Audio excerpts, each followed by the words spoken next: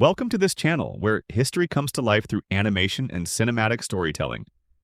If you're fascinated by history, you're in the right place. Let's begin.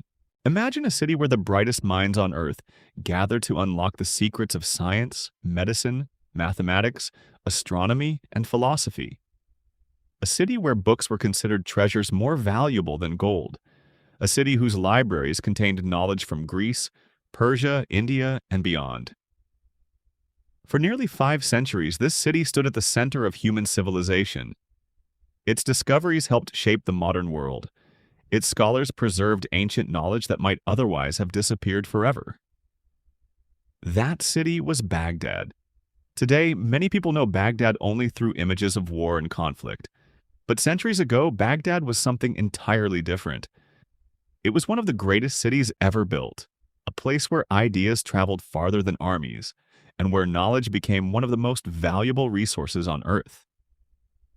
This is the story of how Baghdad rose to become one of history's greatest centers of learning, why people from across the known world traveled there in search of knowledge, and how its destruction changed the course of human history forever. To understand Baghdad's greatness, we first need to travel back to a time before the city even existed. In the early 7th century, the region we now know as Iraq was already one of the most fertile and strategically important places on Earth. The mighty Tigris and Euphrates rivers had sustained civilizations for thousands of years. Ancient Mesopotamia, often called the cradle of civilization, had witnessed the rise and fall of the Sumerians, Babylonians, and Assyrians. By the middle of the 8th century, the Islamic world stretched from the Atlantic Ocean to Central Asia. It had become one of the largest empires in history. Yet its political center was still changing. The Abbasid Caliphate sought more than just a new capital. It wanted a city designed for a new era, one that reflected stability, ambition, and intellectual progress. In 762 CE, the Abbasid Caliph Abu Ja'far al-Mansur chose a location along the Tigris River to build a completely new capital. The location was carefully selected. It stood at the crossroads of major trade routes connecting east and west. Merchants could reach Persia, India, Central Asia, Syria, Arabia, and the Mediterranean with remarkable ease. The fertile land provided food. The rivers supplied transportation and fresh water. Everything about the location supported the growth of a great city. Unlike most ancient cities, Baghdad was planned before it was built. Its famous circular design amazed visitors from around the world. Massive walls surrounded the city.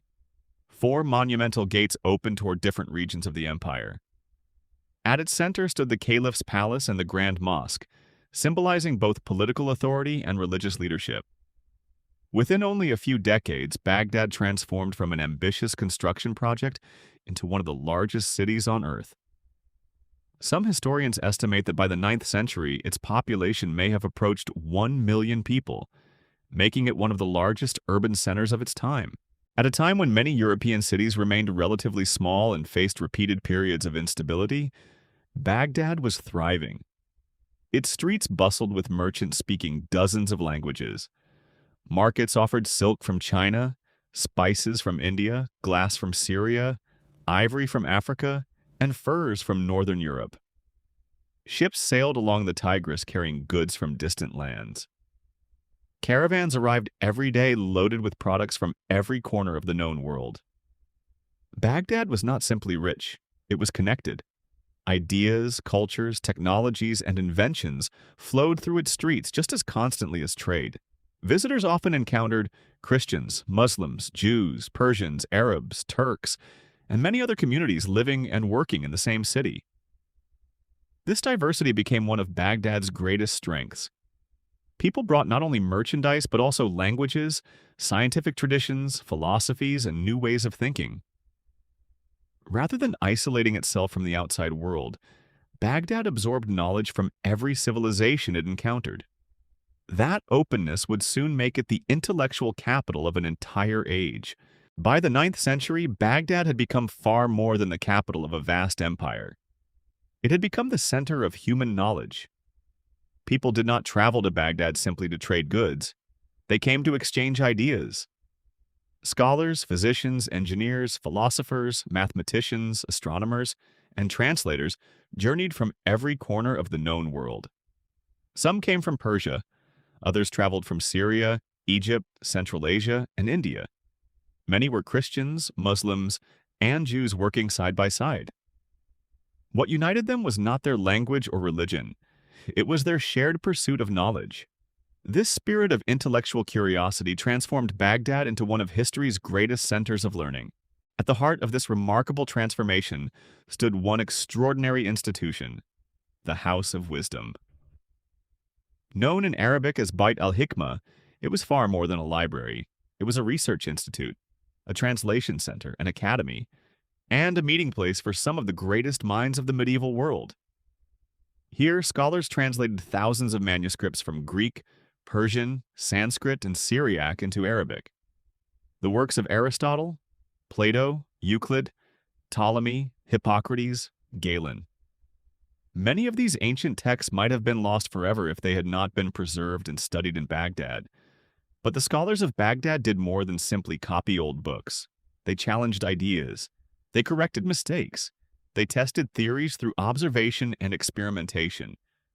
Knowledge was not preserved. It was expanded. Baghdad became a laboratory for innovation. In mathematics, scholars developed ideas that still shape the modern world. The Persian mathematician Muhammad ibn Musa al-Khwarizmi wrote groundbreaking works that introduced systematic methods for solving equations. His work laid the foundations of algebra. Even the word algorithm, one of the most important concepts in modern computing, comes from the Latin form of his name. Without these mathematical advances, today's computers, engineering, and digital technology would look very different. In astronomy, Baghdad's scientists built observatories and carefully measured the movement of planets and stars. They improved astronomical tables that remained useful for centuries. Their observations helped sailors navigate oceans and assisted scholars in creating more accurate calendars. Medicine also flourished. Hospitals in Baghdad became among the most advanced institutions of their time. Doctors carefully documented diseases, tested treatments, and trained future physicians. Medical knowledge was organized into detailed books that later reached Europe through translation. Many surgical techniques and clinical practices developed during this period influenced medicine for generations. Chemistry, too, made remarkable progress.